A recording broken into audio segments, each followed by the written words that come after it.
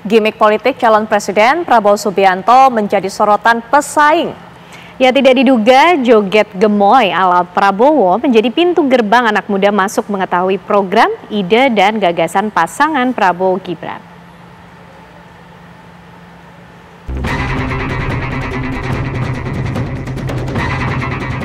Jelang masa kampanye, tim sukses Capres dan Cawapres semakin kreatif membuat calon yang diusungnya dilirik masyarakat.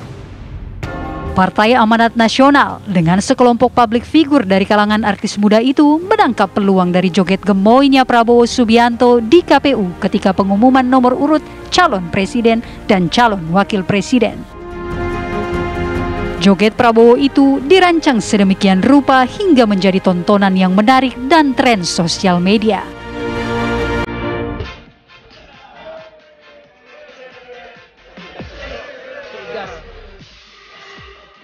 Tambah dua, orang gas.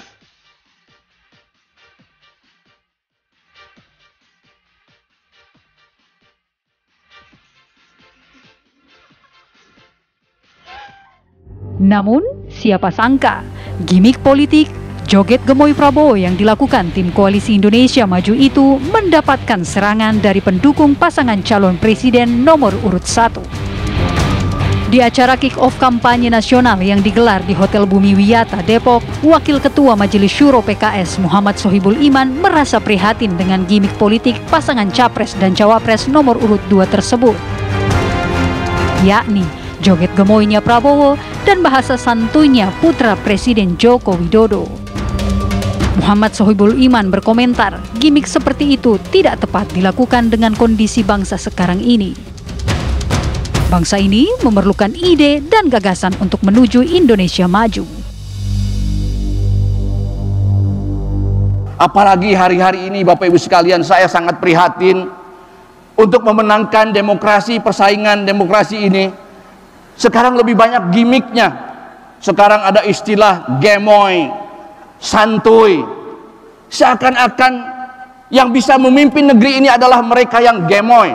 Gemoy apa gemoy? Saya nggak tahu juga tuh. Ya, Bib apa Bib? Gemoy apa gemoy? Gemoy atau santuy. Ini tentu sesuatu yang tidak sehat. Nah, karena itulah Bapak Ibu sekalian, ke depan demokrasi kita harus lebih baik, yaitu memunculkan pemimpin yang di satu sisi punya kapasitas memenangkan pertarungan, di sisi lain juga kita yakin dia punya kapasitas untuk mengelola pemerintahan.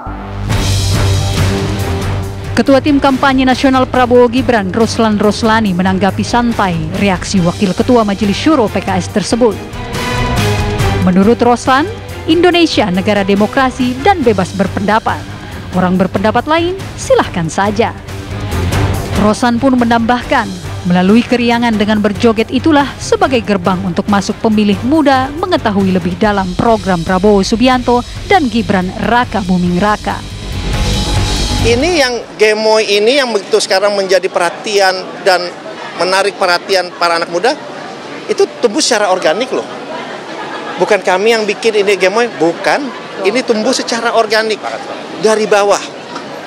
Dan ketertarikan anak muda itu kan dimulai dengan sesuatu yang memang awalnya mereka lihat menarik dan mengena di hati.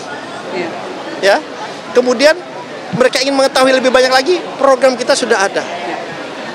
Kalau saya coba lihat lebih dalam, program kita itu ada beberapa, ada Astacita, ada 8, kemudian ada yang 17 program prioritas, ada 8 yang quick win, istilahnya cepat. Namun, peneliti dari Indonesia Corruption Watch menyarankan pemilih agar lebih kritis untuk memilih kandidat dan mengetahui melalui website ataupun pilihan pencarian rekam jejak para calon bukan pada gimik politik, tapi dapat dilihat dari rekam jejaknya. Pertama, bagaimana rekam jejak mereka soal regulasi-regulasi bermasalah, apakah mereka patuh atau tidak patuh dengan LHKPN, atau mungkin yang ketiga, apakah mereka pernah terindikasi terlibat dalam praktik korupsi, sehingga dari sana masyarakat dapat lebih kritis jelang kontestasi pemilu 14 Februari 2024. Tim TV One mengabarkan.